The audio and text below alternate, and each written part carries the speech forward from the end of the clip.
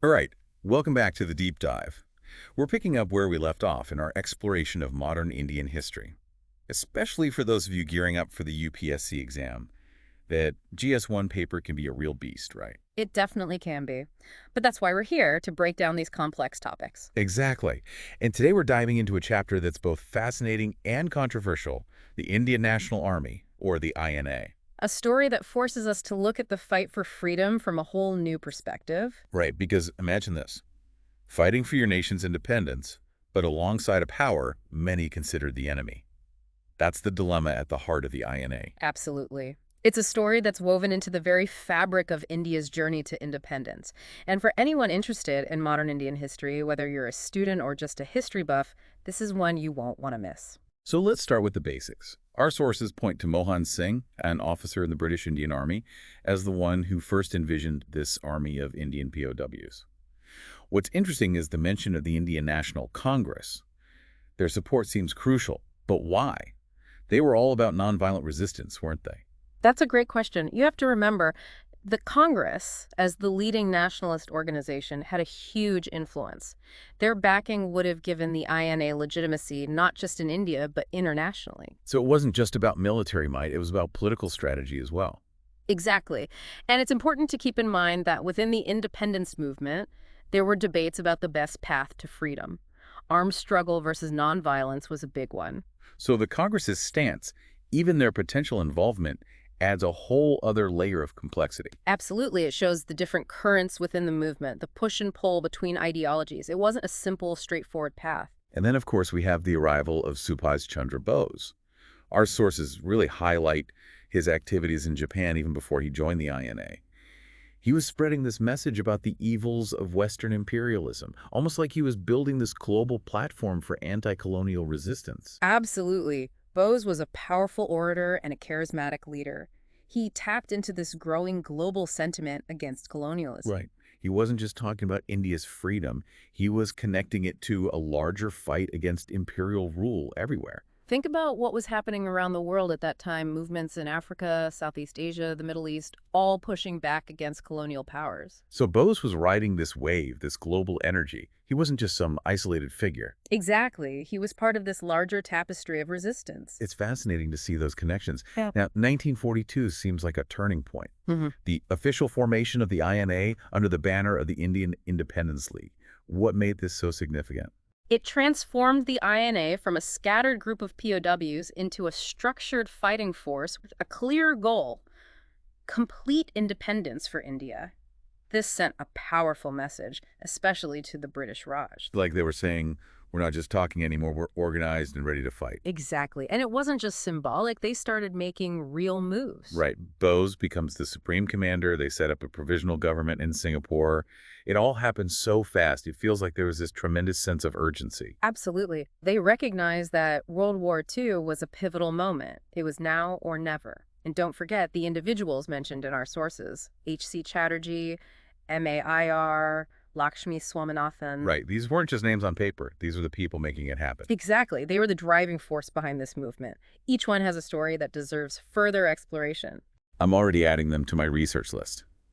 Now, I have to say, reading about the INA's rallying cry, Chalo Delhi, it just sends shivers down my spine. The sources describe their march from Rangoon. It's like you can practically feel the determination with every step. Imagine that energy, that belief that they could actually liberate their homeland. It must have felt incredible. And then there's this incredible detail about the Andaman and Nicobar Islands. The INA renamed them, right? Yeah.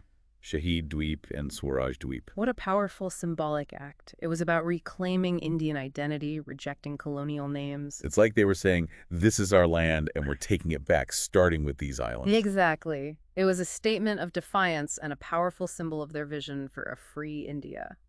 And then we have Bose appealing to Gandhi for blessings for India's last war of independence. What does that tell us about the relationship between the INA and the more mainstream independence movements? Were they allies, rivals? That's a question that historians still debate. Gandhi, with his philosophy of nonviolence, and Bose, leading an armed struggle, they were definitely coming at it from different angles. It's like they had the same goal, but very different ideas about how to get there. And yet there's this attempt at connection. this appeal for unity in the face of a common enemy. It speaks volumes about the complexities of the movement. It wasn't just black and white. There were all these different shades of opinion and action. Absolutely. And I think that's what makes studying this period so fascinating. So we've got this mix of symbolism, military action, and political maneuvering. Ah, It's a lot to take in. it definitely is. But that's what makes the INA story so compelling. All right, so we've set the stage, introduced the key players, and gotten a sense of the context. But the story doesn't end there, does it? Not at all. We've only just scratched the surface. Well, for all of you following along, especially those prepping for the UPSC exam, we'll be back in a moment to explore the INA trials and the lasting legacy of this incredible chapter in India's struggle for freedom. Don't go anywhere. And while you're waiting, think about this. How did those INA trials back in India impact public opinion? Did they influence the final push towards independence? We'll unpack these questions and more when we return. All right, so those INA trials, you were saying how they turned into something much bigger than just legal proceedings. Exactly. It became this arena where the very legitimacy of British rule was being challenged. So, like in the courtroom, you've got these defense lawyers arguing that the INA soldiers weren't traitors, they were fighting for their own nation. Right. They were patriots in their eyes, not criminals. Yeah. And the Indian public, they were really drawn to this narrative. It resonated deeply with them. Because it was about more than just these individuals, right? It was about India's right to determine its own destiny. Absolutely. The trials gave voice to that sentiment, that yearning for self-rule. Did the sources mention any specific arguments the defense used? Like, what were their main points? Well, they were really clever about it. They brought up international law, the concept of a lawful belligerent. They argued that the INA, as the army of a provisional government, had the right to wage war. So they were basically saying, look, this wasn't just some random rebellion. The INA had a legitimate claim. Exactly. And they also highlighted things like self-determination, the right of a people to fight for their freedom. These ideas were gaining traction globally, and they really resonated with the Indian public. So the defense was making these arguments that resonated not just within India, but were also connecting to these larger global currents. Exactly. And that put the British in a really tough spot. Because on the one hand, they couldn't be seen as condoning rebellion. Right. But on the other hand, they couldn't risk further alienating the Indian population. Which was already pretty restless and increasingly supportive of the INA. Exactly. It was a catch-22 for the British. They tried to downplay the INA's significance, but the public outcry, the arguments, and the trials, it all exposed the cracks in their control. So even in defeat, even with the INA's military setbacks, they were winning in the court of public opinion. Absolutely. Their actions, their sacrifices, and those trials, it all helped shift the narrative, pave the way for independence. It's incredible how a group of soldiers, initially seen as rebels, could spark such a profound change. And it's important to remember that the INA wasn't just this monolithic entity, it was diverse. The sources emphasize that. Men and women, Hindus, Muslims, Sikhs, all united under this banner of a free India. That's so powerful. It really speaks to this unifying force of a shared dream. It does. And that diversity, that coming together of people from different backgrounds, it became a symbol of national unity. And it's something that's still relevant today. It's like a reminder of what's possible when people set aside their differences and work towards a common goal. So inspiring. But I'm curious, given that the INA allied with the Axis powers, was there any pushback or criticism from within India about their tactics or allegiances? Yeah, definitely. You have to remember the historical context. The world was at war, and the INA's alliance with the Axis powers was controversial. Some people raised concerns about the implications of collaborating with those powers. Right, because while fighting for India's freedom was one thing, aligning with those involved in such a destructive global conflict was another. Exactly. It just goes to show how complex this period was. It forces us to grapple with those difficult choices, those moral dilemmas that people face. It's a reminder that history is rarely black and white. There's so many shades of gray. Okay, so we've talked about the INA's impact on public opinion, those powerful legal arguments used in the trials, and the diversity within their ranks. But what about their lasting legacy? Did the sources talk about how the INA continued to influence India after independence? Oh, absolutely. Their legacy goes far beyond the battlefield. The INA story is interwoven with the very fabric of independent India. Okay, before we get into that, let's recap what we've discussed so far about the trials and their impact, just to make sure we're all on the same page. Sure. So we explored how the trials turned into platforms for challenging British rule, right? And we analyzed the defense's arguments, those ideas about self-determination, the right to fight for freedom, all of which resonated with the Indian public. We also talked about the diversity of the INA, how it became a symbol of unity, and of course we acknowledged the complexity of those wartime alliances, the ethical dilemmas they faced. Great summary.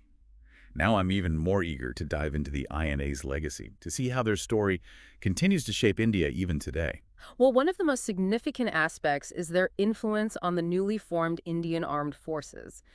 Think about those INA veterans who joined the Indian Army. Imagine the impact of their experiences, their dedication to a free India. It's like this direct link, this continuation of the struggle. They brought that spirit into a whole new era. Exactly. Think about those veterans, the ones who'd fought alongside Bose, who'd been through those campaigns. They brought all of that, the intensity, the camaraderie, the unwavering belief in a free India into the heart of the Indian Army. It's like passing a torch, a shared understanding that goes beyond words. And it wasn't just about fighting. Remember those trials. They were involved in complex legal and political arguments, challenging the entire colonial system. So they weren't just soldiers, they were thinkers, activists, pushing for change.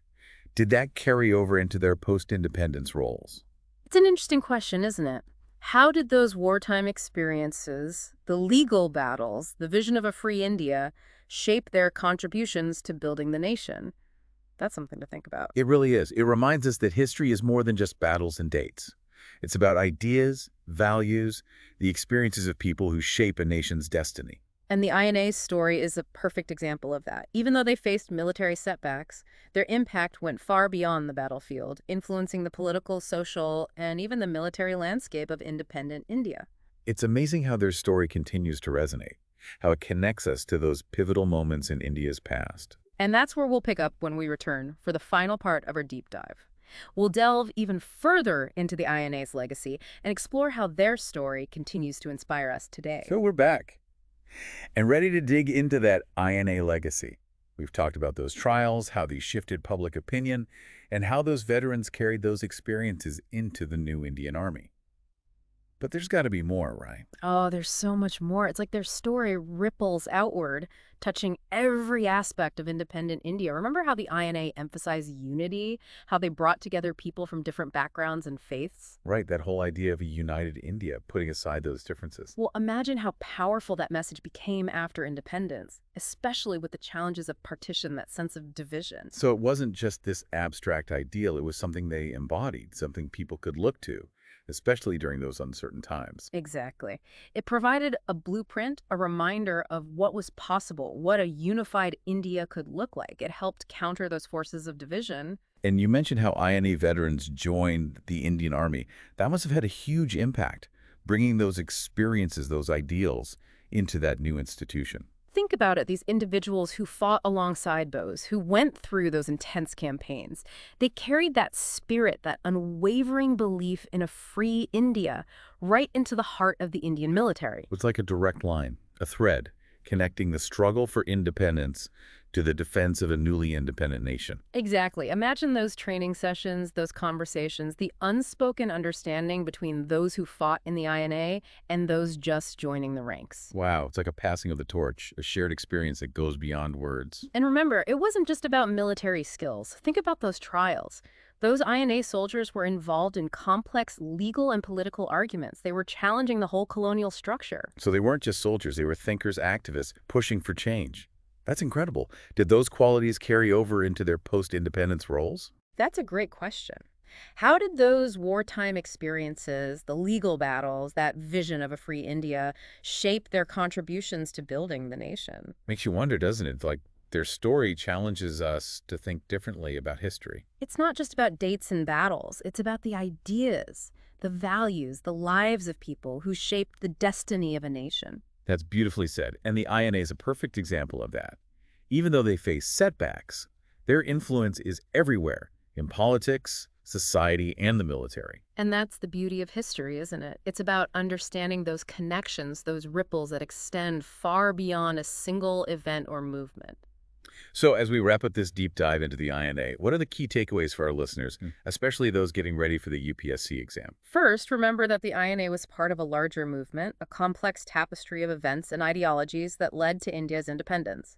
It's essential to understand that context. Right, it's not just an isolated event. And the INA's story highlights the different approaches to achieving independence, from armed struggle to nonviolent resistance. Right, and there were alliances, compromises, difficult choices made along the way. Exactly. History is never black and white. There are always shades of gray. Understanding those nuances is key to grasping the complexity of this period. And don't forget the INA's emphasis on unity. That vision of a united India, bringing together people from different backgrounds, that's a powerful message that continues to resonate today. Especially after the trauma of partition. Their story provided this inspiring vision, a reminder of what was possible. And finally, their legacy is woven into the very fabric of independent India, influencing the military, politics, and even the social fabric of the nation. The INA's story reminds us that history isn't just about the past. It's about understanding the present and shaping the future. That's a perfect way to put it. So we've come to the end of our deep dive into the Indian National Army. It's been an amazing journey exploring their struggles, their triumphs, and their lasting impact. It's been a pleasure exploring this with you. And for all of you listening, especially those prepping for the UPSC, remember, the INA's story is a goldmine for that GS1 paper. Don't just memorize facts. Try to understand the nuances, the motivations, the interconnectedness of events. And for anyone interested in history, whether you're a student or just curious about the past, remember that history is a living, breathing thing. It's full of drama, intrigue, and lessons that continue to shape our world today. Absolutely. And as always, we encourage you to like, subscribe, and share this episode with anyone who might find it interesting. We'll be back soon with more deep dives into fascinating moments from the past. So until then, keep those history books open and those minds engaged.